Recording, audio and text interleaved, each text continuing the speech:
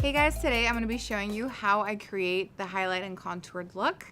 Natural contours are normally where you use very soft powders or creams just to have a little bit of color on the face and to warm up the face. My version is where I sculpt the face, I add warmth, I accentuate features. With highlighting, I bring features forward, and with contouring, I push features back. You can completely reshape somebody's face with this technique. No matter what size you are, highlighting and contouring will always accentuate your features and just make the look more dramatic. So the first thing I'll be doing is highlighting her face. So I'm using a concealer shade that's a little lighter than her skin tone. This is definitely going to brighten up and bring those features forward. I feel like the concealer stays in place better. There are certain areas I like to highlight. That's the center of the forehead, the center of the nose, the cupid's bow, the chin, and underneath the eyes to brighten up that area. So I'm starting at the forehead, going down to the bridge of the nose, the cupid's bow, and the chin. We're also going to focus underneath the eyes just to brighten up that general area, going outwards.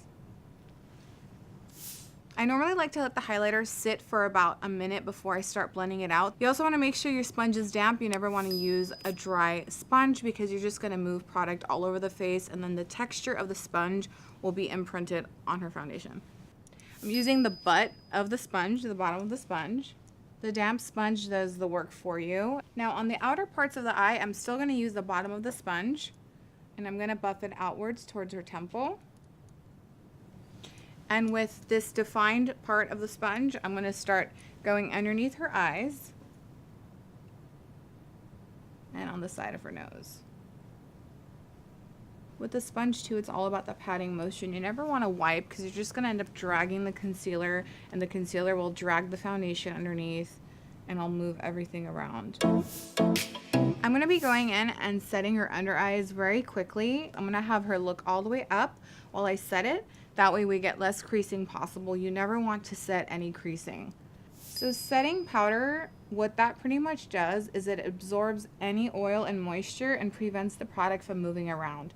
It also mattifies, so it's good if you're on television, if you're taking photos. Now that we've set, we're going to go ahead and basically remove this white cast that we've created. Taking my damp sponge, you can re-damp it if needed. This will effortlessly remove the powder off of the face without removing any product. So to set the rest of the face and make sure we don't have any moisture, I'm going to use a darker powder, a powder that's more of her skin tone, and I'm going to use a bigger brush and pretty much just pat that into the skin. I like to go over the lighter powder too, just to help neutralize it a little bit so it's not too light. The areas that I'm applying this powder are the areas that we're actually going to be warming up the face with the contour color. The patting motion too will also help you not pick up too much product. Now I'm going to be taking the same brush that I used and a powder that's about 2 shades darker than her skin tone, and we're going to go ahead and warm up the face before we get into the actual sculpting part. It's just a little transition color to make sure the next color blends in seamlessly. Underneath her ears, all the way down to the other side. Now we're moving to the cheeks. So I'm going to start at the top of the ears, and I'm going to go halfway down. It doesn't have to be perfect because we are going to be doing a carving technique that I like to do to erase any mistakes, to define everything. So for now, apply this the same way you would apply a blush. Also, make sure to take it up to the temple. Now I'm going to be taking a fresh brush, and this is a synthetic brush as well. Synthetic brushes are amazing because they pick up just a little bit of product at a time. So I'm going to dip into the next shade. It's a little bit deeper, but it has the right amount of warmth in it. So I'm going to start at the forehead, and I'm going to start dragging this color going downwards. So by starting at the hairline and dragging it downwards, the product is pretty much blending on its own with the brush. I'm not going to take it in the center of the forehead like we did with the transition color. We're going to focus more on the hairline and go down about halfway. Then we're going to go to the jawline again, same thing from under the ear going to the other side.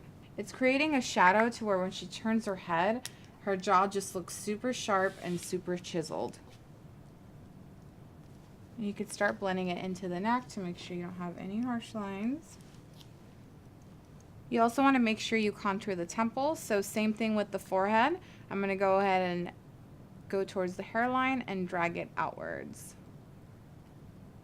Now for the cheeks, again, I'm going to start at the top of her ears. I don't want to go straight down because that's not how a natural contour appears. A natural contour goes more towards the top of the lip, and that's also what kind of helps accentuate the features and slim the face down more.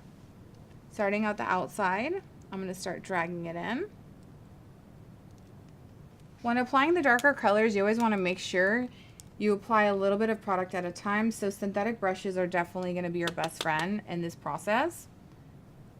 I'm starting towards the hairline and I'm going outwards, and I'm lightly patting and buffing as I go. I don't like to do a harsh line and then go in and buff after, because sometimes it does not buff, it does not move, it does not blend. So you want to blend as you go. I'm gradually working my way halfway towards the top of the lip. Now we're going to go ahead and sculpt the nose a little bit, taking the same brush, the same color. Again, going underneath the nose to make the nose appear shorter, right above the nostril. So I'm going to be using a fluffy blending brush just so I have more of a precise application. Okay. Starting at the top where her eyebrow starts, lightly dragging it down. I'm not a big fan of the crazy sculpting of the nose and using the cream products. I don't think it's necessary when you have really great powder products that can give you the same effect. After I've created that line, I am going to go outwards and buff it out. The closer you have the lines on the nose, the thinner the nose is going to appear. So if you're working on someone that has a wider nose, or if you have a wider nose and you want it to appear more slim, just go ahead and create those lines closer together. You also want to make sure your lines are straight, otherwise your nose will look crooked. So nose contouring can be very tricky. The chances of you having a mistake with this technique are very, very slim. Even if you have a really small nose, you're not a fan of contouring the nose, I believe it's still necessary to add some color on there, especially if you're working on the entire face and you're adding highlight and contour. It just completes the look. So the last step is going to be applying the sculpting color. I like to go for more of a cooler tone. Same thing, starting from the top, lightly dragging down, sides of the temples. This is where we really accentuate the jawline. So we're going to start on the bottom here and lightly buff back and forth. You want to stop just right underneath her ear. If needed, you can blend down the neck so you have no harsh lines. For the cheeks, starting on the temple, going downwards. You want to make sure you don't go too low with this step. I like to go about halfway from the top of the ear to the beginning of her mouth. When you go too low with this step and add that cool tone too low, her cheeks will start to look dirty. For the nose, I'm going back in with that blending brush, taking that same cool tone color. And the side of the nose, you want to make sure you have a steady hand for this so the nose doesn't look crooked. A cool technique, if you want to make the lips appear bigger on the bottom, just take a little bit of that color. I'm using a flat foundation brush and just go ahead and contour right underneath the lip line. By adding that shadow, it's going to make the bottom lip appear more fuller.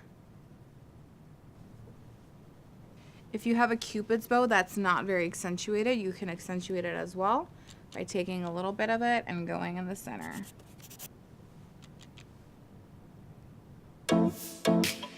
Now I'll be taking the same brush that we used to add the deeper tones on her face.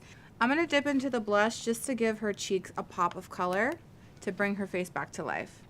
So with the blush, I like to apply it starting at the apples of the cheeks. The apples are where the round part is, and then I'm going to sweep it towards the temple just to make sure everything blends seamlessly.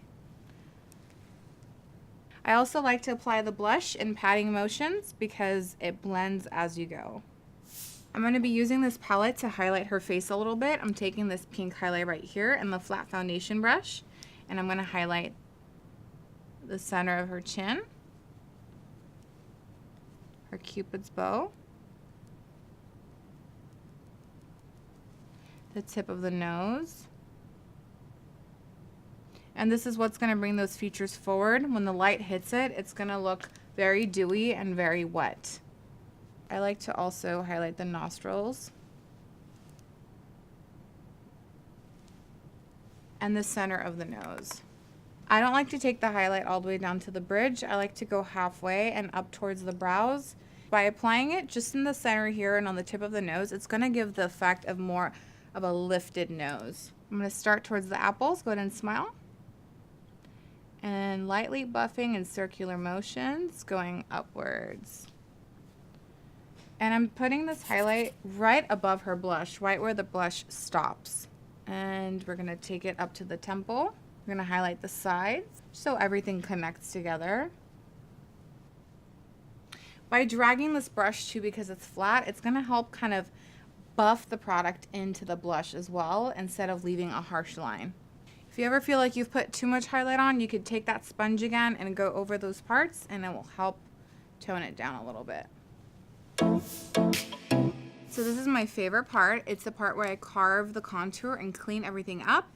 This step is really necessary for those who feel like they've gone too low or they haven't had such a clean line while trying to create this look. This is gonna act as your eraser, and it's gonna pretty much remove all of your mistakes and help everything look super defined. So I'm taking the sponge that we used, using the sharp part, dipping into powder. You can use a loose powder, a pressed powder. I feel like pressed powders work a lot faster and erase much better. And it's also less messy. So we started the contour above the ear. Now we're gonna hop down underneath the tragus. This is the tragus part of the ear. We're gonna move right over here, and we're gonna start carving straight, going this way, back and forth. So if you ended up going too low for any reason, this is gonna just erase all of that. Some people like a very round contour, so you can go ahead and curve it out towards the apples of your cheeks, but I'm gonna go straight forward because this type of look makes the face look more defined. We're gonna do the same on the nose. We're gonna start right in the beginning of the nose and drag downwards. You can also stamp and go outwards as well.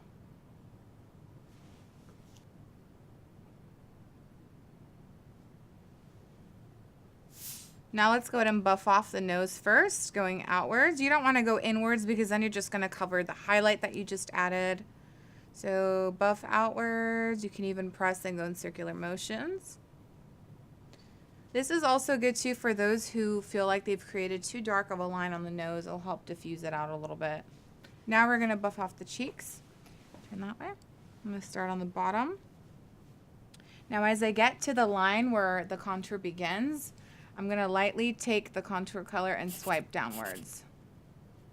I don't want to go upwards because then I'm just taking the light powder and again covering up what we did. So we're going to start right above the line and drag downwards. Literally where the line is, you want to go right above it and in little like circular motions start buffing downwards to diffuse the two together. So now that we're done, we're gonna go ahead and lock everything in and make everything look super seamless. I'm gonna take the NYX Dewy Spray, spray her entire face. I'm choosing the dewy over the matte because we are going for a dewy look, which is why we added all of this beautiful highlight and glow to her face. And the spray is also gonna help melt all of the powder that we applied. We did apply a few layers of powder. This will melt the powders together and make it look like skin again. Alright guys, that concludes my version of the perfect highlight and contour with a seamless application and a dewy finish. I hope you guys enjoyed it. Thank you so much for watching.